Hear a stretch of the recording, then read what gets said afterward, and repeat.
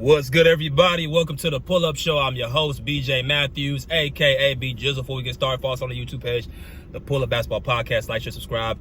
Let's get it popping. All right, so video for y'all today, man. We're going to talk about a team that doesn't get much coverage. That's going to be the San Antonio Spurs. Car comments with B Jizzle's in effect again. Well, the San Antonio Spurs, right? 5 championships in their dynasty. Young, up-and-coming team with a lot of, guys who are kind of unheard of, kind of, under the realm. And they haven't really been much of a squad, really, since, I guess you could say, even DeMar DeRozan, not even Kawhi Leonard, DeMar DeRozan, when they made the playoffs back in, I think, 2019 or 2020. They haven't really been much of a team. The Spurs were a team that I was eyeing this preseason, and I said that this team's a play-in team. As y'all can see in the title, this is going to be a play-in team.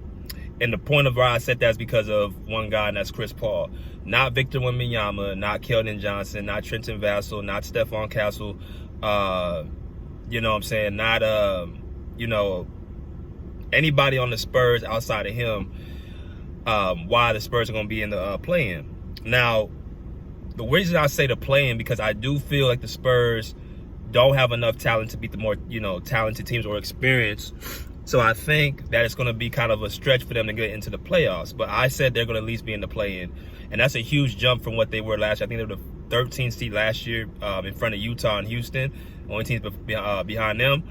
But the Spurs are a team that can, make the play-in for sure, because what you have is a team that is young, hungry, and they got a, veteran Chris Paul to, guide them. Now, let me tell y'all a little bit about CP3. I think it's his 19th season or 20th season, 1 and 2. He's averaging 10 points per game, 3.9 rebounds, and I think 8.6 assists on 46% field goal shooting. Okay. Chris Paul has a history of uplifting teams to what they previously were. Let me go back into history. Let's start with the New Orleans Hornets, right? Before they got Chris Paul, before he got drafted, I think in 2006 from Wake Forest, the Hornets, they didn't have a team to even get, really playoff contention. They had Baron Davis in 2004, right? They got eliminated by the Miami Heat. You know what I'm saying? I think a couple years prior to that, the Charlotte Hornets. I'm sorry, I'm tripping. The New Orleans Pelicans, I'm tripping. The New Orleans Pelicans weren't really worth much of anything before Chris Paul got there. He gets there, and I can't remember the exact year, but somewhere, I think 2007 or 2008 against the Spurs, they went 7 games in the conference semifinals. Prime example, Pelicans got better. Year after year, the Pelicans were continuously a playoff team. He gets moved to the Los Angeles Clippers in 2012, where the Clippers were, for the most part, y'all know the history of the Clippers, were not much of a playoff team, not much of a threat. He gets to the Clippers, and not only they have winning seasons, I think they had a year where they were the first seed in the Western Conference, but they had multiple years they had chances to, get to the playoffs and win the championship.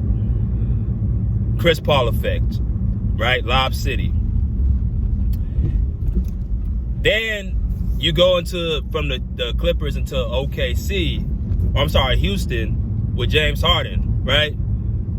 And they get as close as you can to the NBA Finals that they have in previous years, right? Houston Rockets had a chance to beat the Golden State Warriors in 2000, I believe, in 18. Chris Paul goes down in Game 5 with a popped hamstring, right? They're up 3-2, and they have a chance to get to the finals. And because of that one injury, the Rockets could not prevail over the Golden State Warriors. Another prime example, Chris Paul effect. That's 3 examples right there, and I hope that y'all are following me what he does when he goes to different teams, why this applies to the San Antonio Spurs. So he goes to Houston, gets them to the conference finals, 7 games, he gets hurt, they don't win. And then he goes to Oklahoma City right away. First year, a team that pretty much has been, on the brink without, Russell Westbrook, leaving there, and Kevin Durant. with a bunch of young players in the bubble in 2020, not just again that year, that entire season, with guys like Dennis Schroeder, with guys like SGA, who was younger, with guys like with Lou Dort, who was a young guy, players like that. You had Chris Paul taking that team as a 5th seed, right? Very similar to this team right here, right? You got a couple of veteran guys, Harrison Barnes, Keldon Johnson, somewhat of a, seasoned player as well for the Spurs. But they're not a really old experienced team. I don't know where they place in the league with age, but they're not an experienced team at all. But again, OKC, 5th seed, takes them to 7 games against the Houston Rockets. They lose that game, right? Goes to Phoenix, right? Phoenix Suns in the bubble were a bottom of the ranked team. No one even knew who the Phoenix Suns were. Only thing that was excited about the Phoenix Suns was Devin Booker getting 70 points against Boston. No one looked at Phoenix as a winning team. He says, you know what? I'm going to go to from OKC, turn that team around. I'm going to go to Phoenix and do the same thing. I'm going to go ahead and get us not only into the playoffs, but I'm going to get us as a number 1 seed in the playoffs. They get the number 1 seed or the number 2 seed that year, and then they get the number 1 seed the following year. And then the following year after that, they're I think the 4th seed. So they're top 4 seed every single year with Chris Paul there. Right? Multiple winning seasons, went to the NBA Finals. You know what I'm saying? Chris Paul effect. And then now he goes to Golden State, which I don't really count a team that he really didn't have much of an impact because he come off the bench. So I don't really count that. But the Spurs are a team that he is coaching, mentoring, and really directing. I watched the game against them in Oklahoma City the other night, right? And OKC is, of course, the number 1 seed in the Western Conference. If it's not, it's number 2, beyond Golden State. And the Spurs are playing with a level of confidence and assurance. They won that game without Victor Wembanyama and Jeremy Sohan, who are 2 of their, more good players or starters, right? They have Craig Popovich is out with, stroke. That's what they're ruling it as, a stroke, so hope he gets better. But Chris Paul is definitely the adult in the room.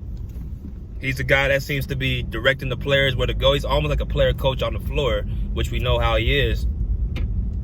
But I said the main reason why I think the Spurs are getting a chance to win get to the play-in is because of Chris Paul. So right now they're the 11th seed in the Western Conference, and they keep flirting back around between that 9th and 12th seed and going back and forth. So they have a lot on that team to, be excited about. The West is deep as far as depth. I'm not saying they're top heavy, but there's a lot of depth in the Western Conference. If you look at Chris Paul in his career, man, as I just named, this is what he does. This is who he is. This is the type of player he is on the court. He loves to mentor. He loves to, direct players. He loves to show players really, he loves to uplift his teammates. And that's kind of what he's been ever since he got into the league.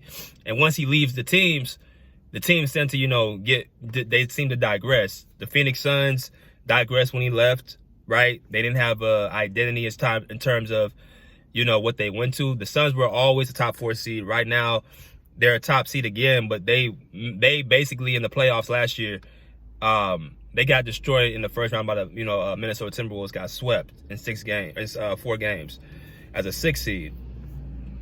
OKC took him years after he left to finally, get some type of, stability with SGA, with Lou Dort, with Jalen Williams.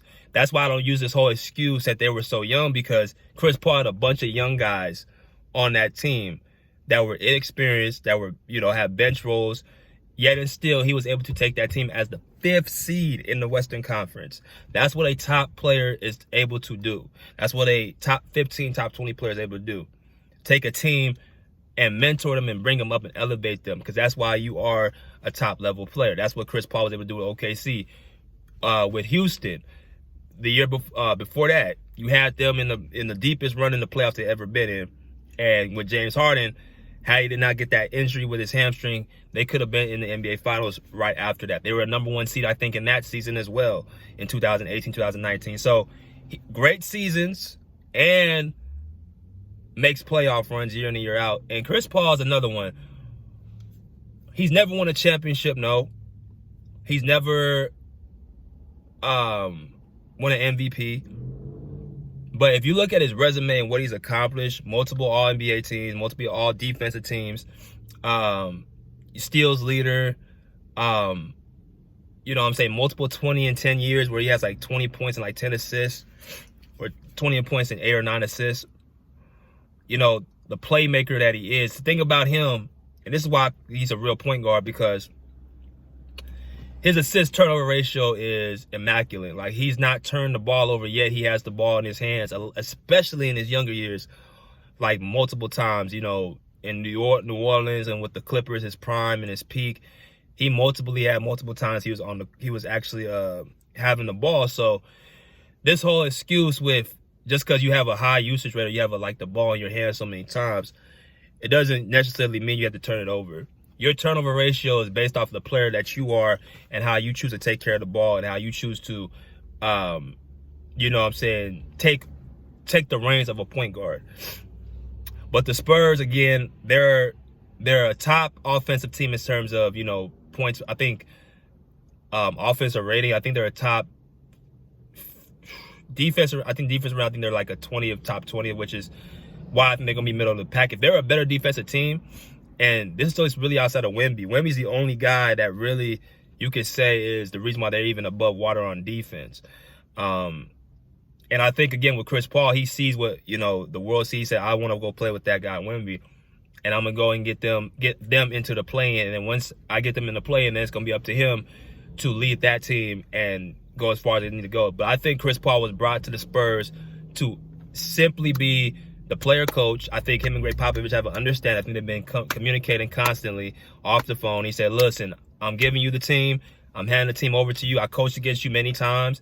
You know, you've been in the league in more terms than not for 19 seasons. I know what you are about. I know what you bring to the table. I want you in San Antonio. I want you to teach Wemby. I want you to keep this team afloat as I'm no longer right. I'm not here right now with this stroke situation. So the Spurs have been looking like a team. They've been looking for a team to really kind of cheer for.